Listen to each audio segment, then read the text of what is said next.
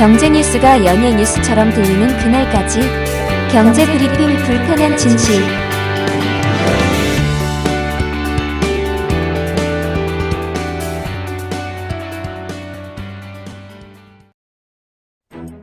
경제 브리핑 불편한 진실 12월 7일 브리핑 시작하겠습니다. 중요한 건 꺾이지 않는 마음, 줄여서 중꺾마라고 하죠. 2002년 월드컵에선 꿈은 이루어진다, 이게 있었다면 이번 월드컵에선 바로 중꺾마. 세계 최강인 브라질을 맞아 우리는 4골이나 잃었었잖아요. 하지만 우리 국민들에게는 만에 한 골이 더 소중했던 것 같아요. 쉽지 않다는 거 누구나 알고 있지만 1%의 가능성만 있으면 포기하지 않는 그런 모습에 우리 국민들 열광한 거 아닙니까? 이 말의 유래가 어떻게 될까요? 이 중꺾마, 중요한 건 꺾이지 않는 마음, 이게 불굴의 의지, 우리 세대는 불굴의 의지가 더 익숙한데 이게 바뀐 말이잖아요. 근데 이 말이 언제 처음 쓰였는가 유래를 찾아보면 그 전에도 쓰여졌지만 확 확산된 게 올해 11월이라고 합니다. 미국에서 열린 e스포츠 대회 롤드컵 있죠. 롤 월드 챔피언십. 이 대회에 본선 진출권을 타는 팀 중에 최약체로 평가받던 팀이 안타깝게도 우리나라 팀이더라고요. DRX. 우리 팀이 여러 팀이 출전했었거든요. 물론 T1 같은 최강팀도 있었지만 최약체가 DRX. 그런데 첫 본선 조별리그 경기에서 유럽 강팀의 DRX가 역시나 패했거든요. 그런데도 주장인 데프트, 그러니까 김혁규 선수가 인터뷰에서 이런 얘기를 했어요. 오늘 지긴 했지만 저희들끼리만 안 무너지면 충분히 이길 수 있다. 이 인터뷰를요, 기자가 멋진 제목으로 보도했습니다. 중요한 건 꺾이지 않는 마음. 이게 화제가 많이 됐었거든요. 근데 왜 화제가 됐느냐? 이 제목처럼요, DRX는 이타라 강팀들을 연파하더니만 세계 최강으로 꼽히는 이 프로게이머 페이커 있죠, 이상혁 선수. 이 선수가 이끄는 최강팀 T1까지 결승에서 꺾어버렸습니다. 기적처럼 우승 트로피를 거머쥔 것이죠. 그래서 전 세계 e스포츠 팬들, 그리고 우리 국민들, 그리고 우리 아들도 열광했다고 하더라고요. 예, 우리 아들이 새벽에 깨나서 이 경기 보느라고 정신이 없었대요. 아무튼요, 이렇게 열광하는 거, 우리 국민들이 바라는 것을 이 선수들이 보여줬잖아요. 바로 끝까지 포기하지 않는 모습. 세계 최강을 만나도, 질 가능성이 매우 높은 상대를 만나도 이에 굴하지 않고요, 끝까지 한번 해보겠다, 이런 모습. 꼭 승리하지 않더라도요, 이런 모습만 보인다면 우리 국민들 충분히 박수를 보내고 열광한다는 거죠. 광고와 후원이 최근 줄어들면서 경불진을 운영하는 것이 점점 어려워지는 요즘, 경불진 두 PD도요, 우리 태극 전사, e스포츠 전사, 그리고 우리 국민들의 중꺾마 정신을 보면서 다시 한번 마음을 다잡아야 할 것 같아요. 1%의 가능성만 남아있어도 경제와 우리 사회의 불편한 진실을 알리고 개선하는데 온 힘을 다해야 되겠다. 이런 결심을 다시 해야 될 것 같거든요. 네, 연말도 다가오고 연초도 다가오니까 이러한 결심 더 굳건히 해야 되겠습니다. 그렇죠. 우리 애청자 여러분들이 끝까지 성원해 주는 한 우리 경불진 두 PD도요, 중꺾마 할 테니까요, 앞으로도 많은 응원, 그리고 후원, 또 중요한 게 있죠. 유료 컨텐츠 결제와 경불진 몰에서 구매해 주시는 거 꼭 부탁드리겠습니다. 한 애청자분이 경불진 유튜브 하면 어떨까? 이런 제안을 게시판에 올려주셨는데, 최근 저희가 유튜브를 다시 시작했습니다. 거창한 그런 컨텐츠를 올리는 건 아니고요. 팟빵에 올렸던 컨텐츠를 조금 더 축약해서 더 간단하게 보실 수 있도록 축약본을 올려놨거든요. 구글이나 유튜브에서 경불진 이렇게 치시면은 바로 보실 수가 있습니다. 유튜브 구독도 가능하시면 부탁드리겠습니다.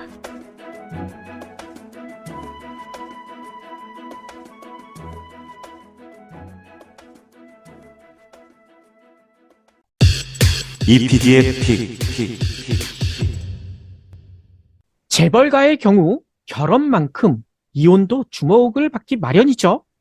결혼을 통해 재산과 권력이 집중되는 것처럼 이혼을 통해서는 재산과 권력이 나눠질 수밖에 없기 때문이죠. 그래서 세기의 결혼, 세기의 이혼 이런 용어가 따라붙곤 하잖아요. 특히 세기의 이혼 경우에는 양육권과 함께 재산이 어떻게 나눠지는지에 대한 관심이 집중되곤 하는데요. 이게 공개되는 경우는 매우 드물지 않나요? 그렇죠. 대표적인 게 세계 4위 부자인 빌 게이츠 부부. 지난해 이혼을 해가지고 화제가 됐었잖아요. 무려 175조 원에 달하는 재산을 분할하는데 동의했는데 이 부부의 그 동의 세부 내용은 공개가 되지 않았다고 합니다. 베조스 부부는 이례적으로 공개가 됐죠. 그렇죠. 이렇게 공개되는 경우도 있어요. 2019년에 이혼을 했잖아요. 이 아마존 창업자 베이조스 그리고 부인 맥켄지 스콧. 이들은 이혼 합의 사항을 언론에 공개까지 했는데요. 이에 따르면 베이조스는요. 아마존 지분 중 25%. 이게 당시 액수 따지면요. 43조 원이 넘어요. 이 베이조스가 가지고 있는 지분의 25%는요. 아마존 전체 주식의 4%나 된다고 합니다. 이거를 바로 이혼한 부인 스콧에게 양도하고요. 대신 의결권은 베이조스가 그대로 보유하고 이렇게 결정을 내렸거든요. 네. 그래서 이때 언론에서 이 이야기를 많이 썼죠. 부인 스콧이 단숨에 세계적인 부자가 됐다. 이 따져보니까요. 포브스 기준으로 세계 부호 15위. 장난이 아니죠. 그런데 놀라운 점은요. 이 스콧, 이 베이조스, 이 남편이랑은 전혀 성향이 다른 것 같아요. 가난하고 어려운 사람들에 대한 배려가 좀 남달랐다는 겁니다. 그래서 이혼 전부터도 기부활동을 열심히 했고요. 이혼한 다음에도 이렇게 얘기했거든요. 내가 남편으로부터 받은 이 재산의 절반을 사회에 환원하겠다 라고 서약을 했는데 이게 말만 한 게 아니라요. 이 서약을 착실하게 지켜가고 있다는 거예요. 2020년에만 무려 6조 5천억 원을 기부했고요. 그리고 올해 들어서도 이미 1조 9천억 원을 또 기부했다고 합니다. 와우. 이 통 큰 약속을 실천하고 있다는 거죠. 대단하죠. 그런데 왜 이혼 이야기를 꺼냈는지는 아마 다들 아실 거예요. 어제 우리나라에서도 세계 이혼이 화제에 올랐기 때문인데요. 주인공은 다들 아시죠? 예. 최태원 SK 회장 그리고 노소영 아트센터 관장 이야기 하시려는 거죠? 그러니까요. 그런데 이 두 사람 대통령의 딸과 재벌가 2세의 만남 이거였잖아요. 엄청난 화제를 모았고요. 아마 이 결혼식 이거 여기서도 열리는지 몰랐어요. 1988년 이 올림픽이 있었던 해 청와대 영빈관에서 결혼식이 열렸잖아요. 이 엄청난 화제였죠. 그런데 이런 엄청난 결혼을 한 두 부부가 34년 만에 법적으로 완전히 갈라섰다고 합니다. 왜 갈라섰는지 그 사연은 아마 다들 기억하실 거예요. 근데 이게 얼마 안 됐는 줄 알았는데 따지고 보니까 벌써 7년 전이네요. 2015년 말 최태원이 한 신문사, 그러니까 세계일보에 편지를 보냈더라고요. 바람 펴서 애 낳았다. 그거 아닙니까? 맞습니다. 그런데 그 편지를 왜 세계일보에 보냈는지 아직까지도 명확하지 않은데 아무튼 그 편지에는 이런 내용이 담겨져 있어요. 박 PD가 얘기한 대로 기업인 최태원이 아니라 자연인 최태원이 부끄러운 고백을 하려 한다. 이런 말로 시작한 편지에서 충격적인 자신의 불륜 사실을 아예 까발려버리죠. 아내인 노소영 아트센터 나비 관장과 10년 넘게 깊은 고를 사이에 두고 지냈다. 마음의 위로가 되는 사람을 만났고 수년 전 여름 그 사람과 사이에서 아이가 태어났다.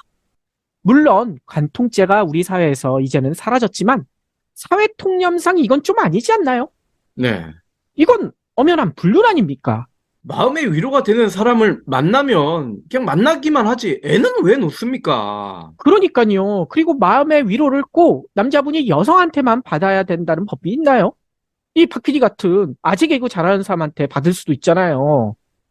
그리고 당시에는 SK 야구단도 있었는데 이 야구에서 위로를 찾을 수도 있고 말이죠.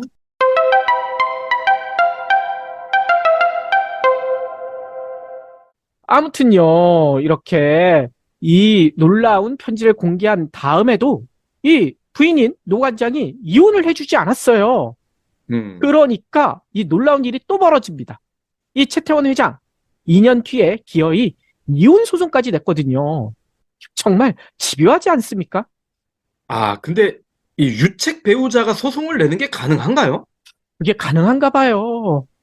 아무튼요, 가정을 지킨다며 버티던 노관장도 이제는 더 이상 못 버티겠다. 희망이 보이지 않는다. 남편이 원하는 행복을 찾아가게 해주겠다.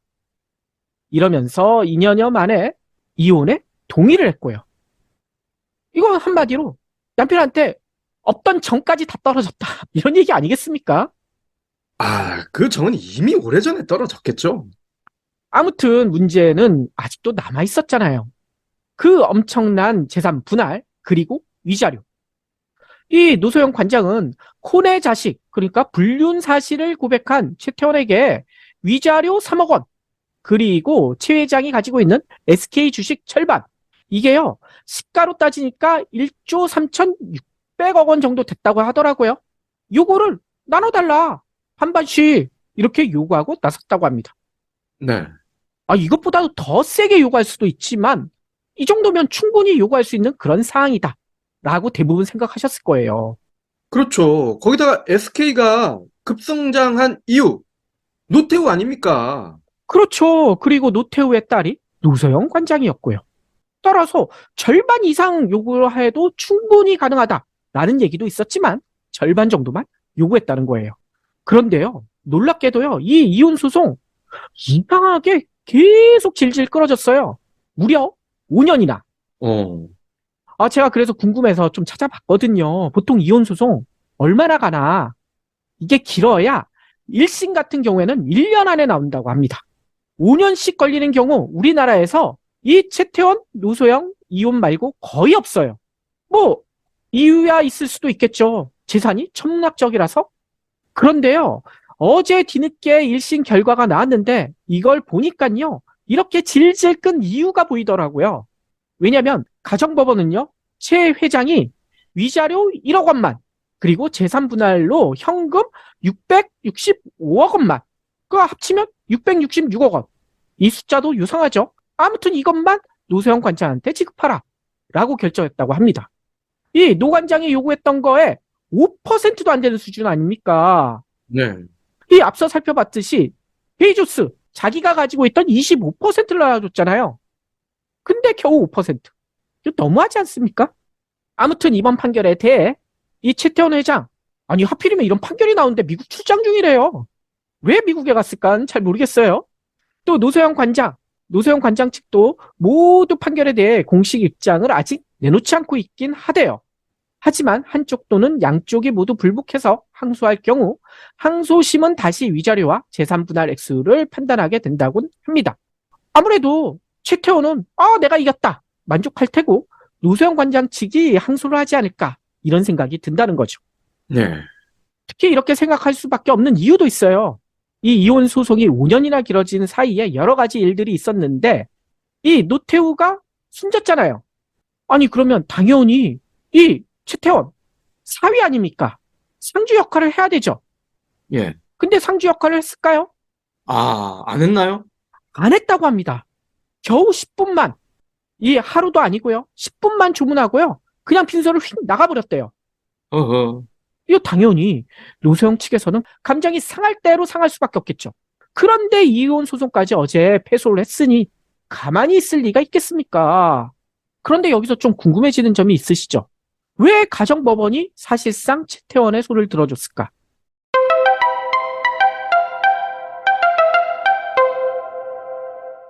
물론 돈의 힘이다.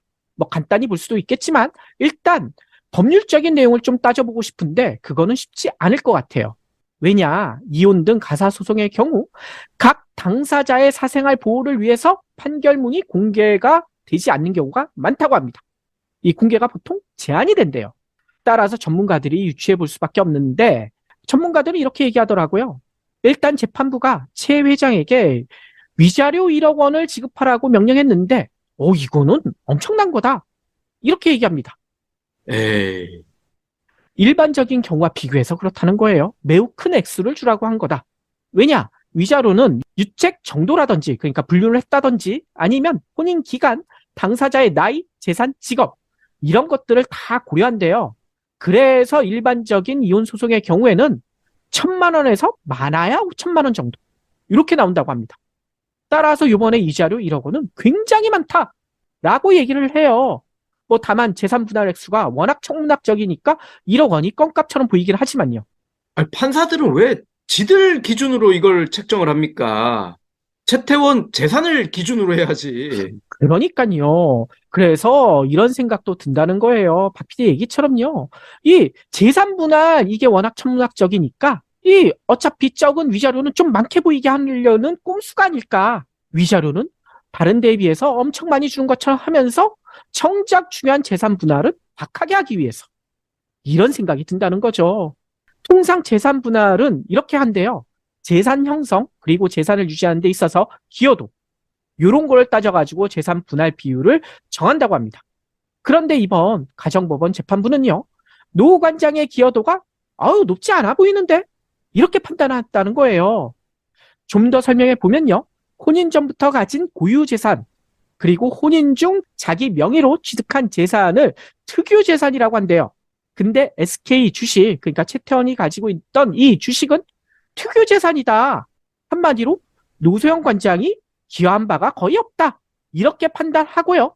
재산 분할 대상에서 이 가정법원 재판부가 제외를 했다고 합니다. 하하. 그래서 최태원이 보유한 일부 계열사 주식, 그리고 부동산, 현금, 그리고 노소영 씨가 가지고 있는 재산만 분할 대상이 됐다는 거죠. 실제로 가정법원은 이렇게 설명을 했어요. 하도 질문이 많이 들어오니까 이런 얘기를 합니다. 최 회장의 SK 주식은 선대에게 물려받은 것으로 노 관장이 재산 형성과 가치 상승에 기여했다고 보기는 어렵다. 그래서 다른 재산만 분할 대상으로 삼아서 이런 결과가 665억 원이라는 결과가 나왔다. 이렇게 설명을 해요. 아, SK가 지금의 SK가 된 게 텔레콤인데 텔레콤 끼워준 게 노태우 아닙니까? 그렇죠. 게다가 조금 더 과거로 더 올라가면 이런 얘기도 하고 싶어요. 이 선대로부터 물려받았다고 했잖아요. 그 선대, 최정건, 이 사람이 어떻게 재산을 형성했을까요? 이 일제가 패망하면서 남기고 간 적산을 이승만으로부터 불화받아가지고 현재 SK를 만든 거 아닙니까? 예. 이렇게 성장했다는 거 다 역사책에도 나오고 다 알려진 사실이잖아요. 이 따지고 보면 우리 국민들의 소유 재산, 우리 국민들이 가져야 될 재산을 마음대로 SK 선대가 차지해서 성장한 거 아닙니까? 따라서 가정법원의 논리대로라면 최 회장의 재산 상당수를 국민들에게 돌려줘야 하는 거 아닙니까? 그렇죠. 판사들은 SK 전신이 선경인 걸 모르는 모양이에요. 아이고, 그 모를 리가 있겠습니까? 알면서도 모른 척 하겠죠. 아무튼요, 이번 소송은 이대로 끝나지 않을 것 같죠? 노관장 측에서 변호인단을 보강해서 항소할 가능성이 매우 큰데요. 그러면 상당히 길어질 가능성도 있다고 합니다. 왜냐면요, 이혼 소송 같은 경우 우리나라가 3심제를 채택하고 있지만 대부분 항소심에서 결론 나고 한대요. 이 대법원까지 가면 너무 길어지고 진짜 그 해당 가정이 완전히 파탄이 날 가능성도 있잖아요. 모든 게 다 까발려지고요. 그런데 의례적으로요. 이혼 소송도 3심까지 간 경우가 있다고 합니다. 음, 음. 그게 뭐냐면요. 이부진 신라호텔 사장과 이무재 전 삼성전기 고문의 재판. 이게 대법원까지 이어졌거든요. 아하. 따라서 이번 소송, 이 최태원과 노소영 관장 간의 소송도 3심까지 이어지지 않을까라는 전망도 나오고 있다는 거예요.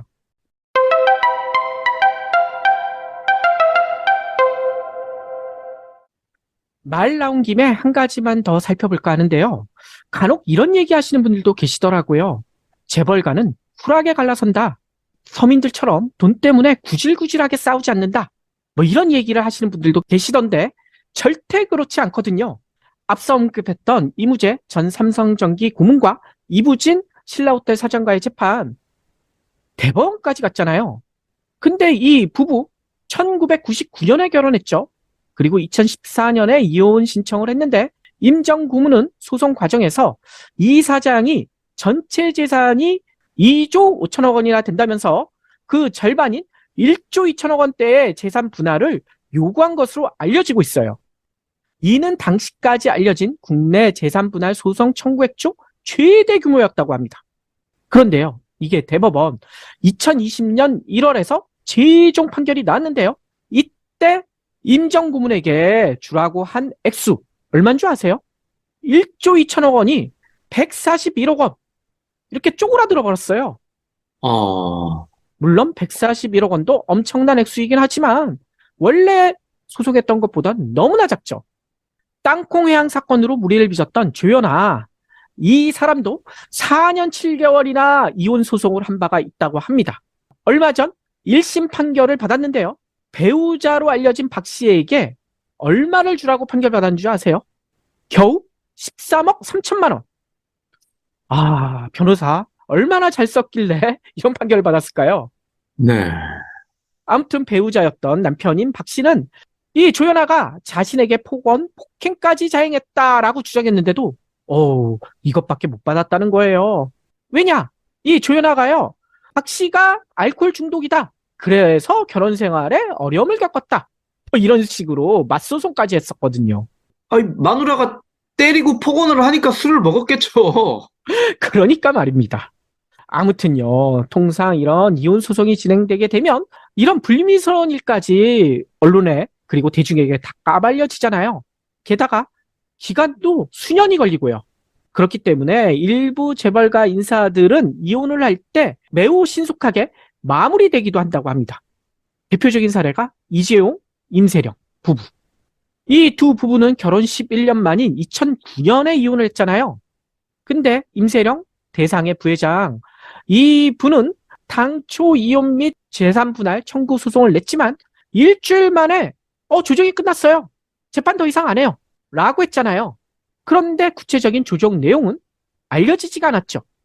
임 부회장이 수천억 원대의 재산과 양육권을 요구하고 이재용 삼성전자 회장이 이를 받아들인 거 아니냐 라고 알려지고 있긴 하지만 아직 구체적인 내용은 모르고 있죠. 네. 뿐만 아닙니다. 이 정용진 신세계 부회장 1995년 당시 진짜 최고의 인기 배우였던 고현정 씨와 결혼했잖아요. 그런데 이 부부도 2003년에 성격차로 가정불화가 있다면서 이혼을 했어요. 그런데 놀랍게도요, 이 두 사람의 이혼은 얼마 만에 이루어졌는지 아세요? 무려 2시간 만에. 이게 진짜 속전속결 아닙니까? 그러네요. 이 두 사람은요, 정 부회장이 고 씨에게 위자료 15억 원을 지급하되 자녀 양육권은 정 부사장이 갖기로 합의했다라고 알려지고 있긴 해요. 하지만 두 사람의 재산 분할 규모 외부에 알려지진 않았죠. 그야말로 속전속결 이혼, 이런 경우들도 재벌가엔 많다는 겁니다. 이들 부부의 이혼이 채태원, 노소영 부부의 이혼보다 낫다라고 볼 수 있을까요? 힘들게 결혼을 했는데 이렇게 쉽게 헤어진다. 근데 참 궁금해요.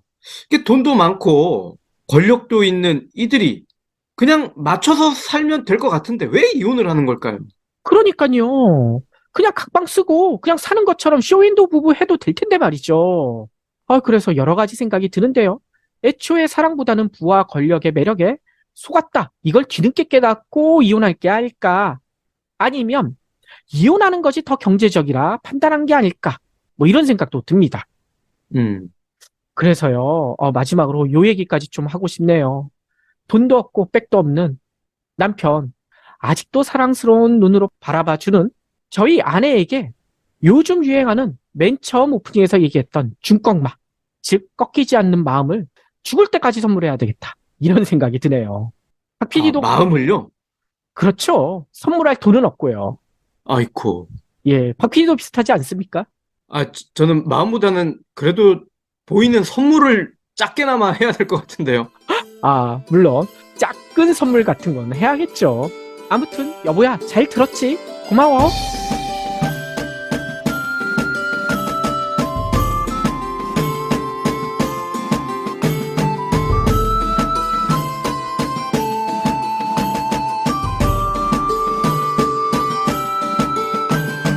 경불진 완주해 주셔서 감사합니다. 하트 투척, 댓글 남기기, 링크 공유, 계좌 후원 등 경불진 두 PD에게 힘을 보태주세요. 더 좋은 내용으로 보답하겠습니다.